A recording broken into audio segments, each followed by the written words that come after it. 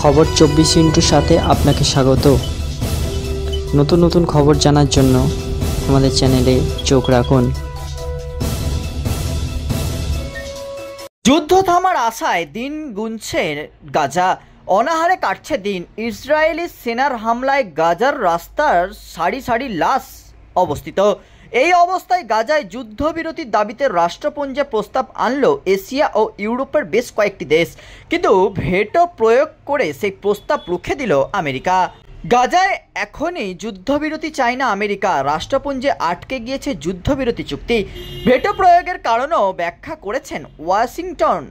বিদায়ী বাইডেনের সরকারের তরফে জানানো হয়েছে যুদ্ধবিরতির প্রস্তাব এখন পাস হলে হামাস জঙ্গিরা উৎসাহিত হয়ে পড়বে, যার জেরে বন্দীদের উদ্ধার করা কঠিন হয়ে পড়তে পারে। যদিও পণবন্দীদের উদ্ধারের জন্য এদিন রাষ্ট্রপুঞ্জের দ্বারস্থ হয়েছিল বাকি দেশগুলি। আমেরিকার ছাড়া রাষ্ট্রপুঞ্জের নিরাপত্তা পরিষদের 4 স্থায়ী সদস্য দেশ তথা রাশিয়া, চীন, ব্রিটেন ও ফ্রান্স সহ 10টি অস্থায়ী সদস্য দেশ যুদ্ধবিরতির প্রস্তাব সমর্থন করেছে।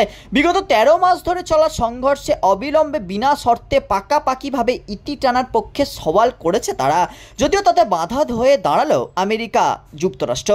আমেরিকার রাষ্ট্রদূত রবার্ট উড বলেন, পণবন্দীদের মুক্তির দাবিতে যথাযথ প্রস্তাব এলে তবেই আমেরিকা তা সমর্থন করবে। যুদ্ধে পুরোপুরি ইতি টানার সাথে সাথে পণবন্দীদেরও মুক্ত করতে হবে। এই প্রস্তাবে সেই নিয়ে স্পষ্ট কিছু বলা নেই। যুদ্ধবিরতি টানলে পণবন্দীদের উদ্ধার করা কার্যত অসম্ভব হয়ে পড়বে, তাই এই প্রস্তাব আমেরিকা সমর্থন করছে না।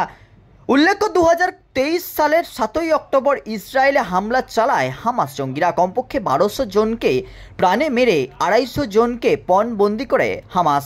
পাল্টা গাজায় হামলা চালায় ইসরায়েল। গাজায় ইসরায়েলি হামলায় কমপক্ষে 44,000 মানুষ মারা গিয়েছেন বলেও জানা গিয়েছে। বহু মানুষের ঘরবাড়ি হারিয়ে অনাহারে দিন কাটাচ্ছেন।